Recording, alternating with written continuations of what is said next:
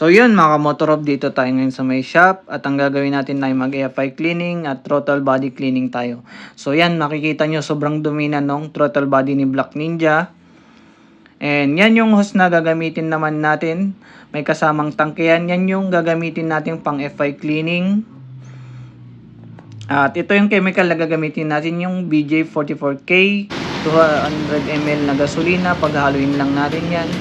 Yung ilalagay natin na BJ44K kalahati lang.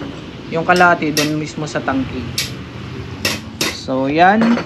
After nyan, bubuhos na natin dito sa may tangke.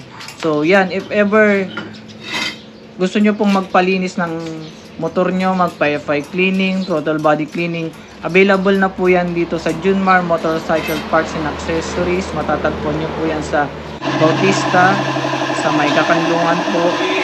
So yan, lalagyan na natin ng air pressure. After nyan, papanda rin natin.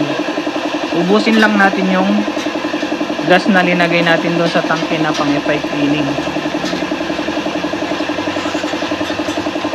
So yun, okay na.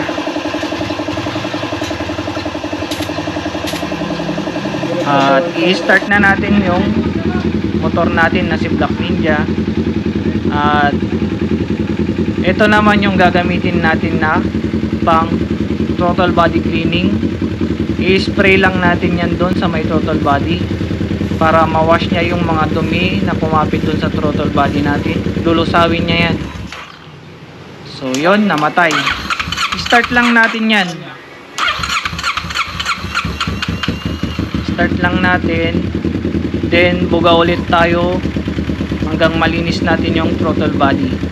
So yun, ang kinagandahan sa ginagamit kong pang FI cleaning, throttle body cleaning, di na tayo magbabaklas, kumbaga puro chemical na yung gagamitin natin. Sila na yung lulusaw doon sa mga dumi na nasa throttle body natin, sa FI natin. At ang kinagandahan lang doon, hindi lang throttle body or yung FI natin yung lilinisan niya, kasi pati yung sa loob ng makina, yung mga carbon sa piston natin, yung sa valve seal natin, sa spark plug natin, lilinisan niya na rin yun. So yan, spray lang tayo ng spray hanggang malinis natin yan. At panda rin natin, kasi talagang pag nag-spray tayo mamamatay yan, kasi ninulusaw niya na yung mga chemical dadan doon sa may throttle body natin. Ibubugan niya yon, lulusawin na nung makina natin yung dumi nun. Kumbaga lulutuin niya na, ibubugan niya na, hangin na lang. So yan, makikita nyo yung throttle body natin sobrang linis na. Pinag-compare ko doon sa di pa natin lininisan. So yan, sobrang linis na. At hintayin lang natin na maubos yung gasolina na linagay natin doon. Tapos okay na yung motor natin.